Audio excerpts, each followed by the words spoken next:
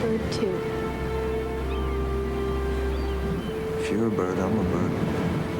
A lot of people hoping we just stick with that movie. It's been more than 2 decades since The Notebook became an instant sensation, a real hit based on the novel by Nicholas Sparks. He's written more than 20 books since then and has sold more than 130 million copies worldwide. 130 million. It's a lot of copies. So many copies.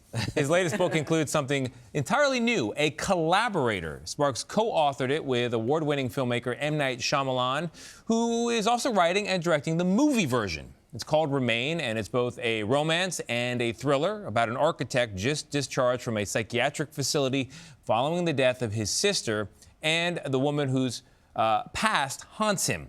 M. Night Shyamalan and Nicholas Sparks join us now. Gentlemen, thank you very much for being here. I really appreciate it. It's a thrill. Yes. Nick, typically readers say the book is better than the movie, but in this case, you might have a run for your money.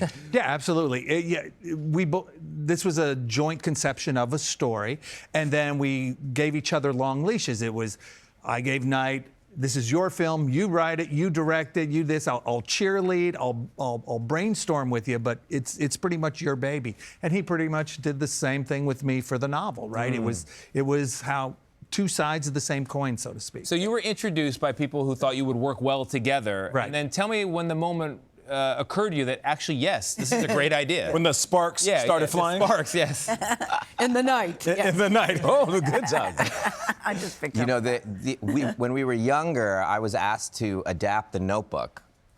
Were you? Yeah, into a screenplay, and I ended up not doing it. I did the Sixth Sense in that year. Heard of it. And so he and I'd always known him as this author, and so when we were touching base 25 years later, it felt really good. It felt really good to do something. So I started thinking, how can we do a thriller with a love story at the center? Then I read, Nick, that you've always liked horror movies, but I said the process you said was like two fathers fathering identical twins. It's like having a workout buddy, very supportive co-parenting. So were you guys always in sync the whole time with this project, with the storyline and what it was going to be? I love the storyline.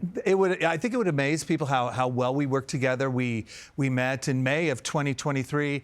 We each pitched each other an idea for a story that would work for both of us. We ended up choosing to do Nights, and we spent, I don't know, an hour and 15 minutes hammering out elements of everything that eventually became Remain. Who's the main character? What does he do? Where is this taking place? What does it evolve into? So it went very quickly. And the main character is Jake Gyllenhaal. Bravo to you. I love all things Jake Gyllenhaal. Not only is a supremely talented actor, he's really also good dude. He's a really good human being, also known as really good dude. So how did you choose him? How did that come about? Well, about a year ago, I finished the screenplay, and I pressed save on the screenplay, got in the car to come to New York, and he calls me out of the blue. Out of the blue. Just out of the blue. And then says, hey, I'd love to be in one of your movies. What? Out of the blue. And I was like, huh, that's so weird. And I said, do you want to have tea in New York? So we had tea in New York, and then he told me how in love he was. Yes. That was what we were talking about. And then I said, I actually just wrote this, and I put it across. I wrote, the screenplay for Remain, and I handed it to him. And did he say, pick me, pick me? In shock. He didn't realize I was handing him a movie. We were just hanging out, and then he took it. I remember him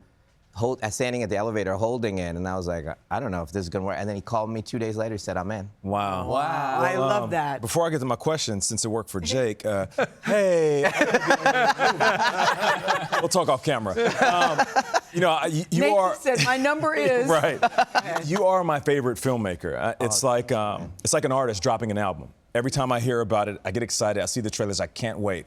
But there's an expectation every single time for you to pull at our heartstrings, layer the story, give us a twist and a turn. Do you feel that pressure when you are writing and directing? I feel it from myself that, to spend 2 years, it has to be something new, something challenges me.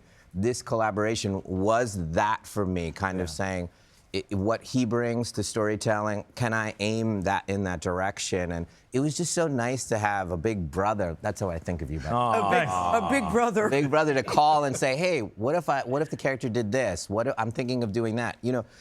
Because I think of it as two fathers, like his backstory is different than the one I wrote for the movie, and my dialogue is different than his dialogue. Wow. Oh, I'm curious to see that. I'm curious too for you, Nick, because normally an author is such a solitary process. Right.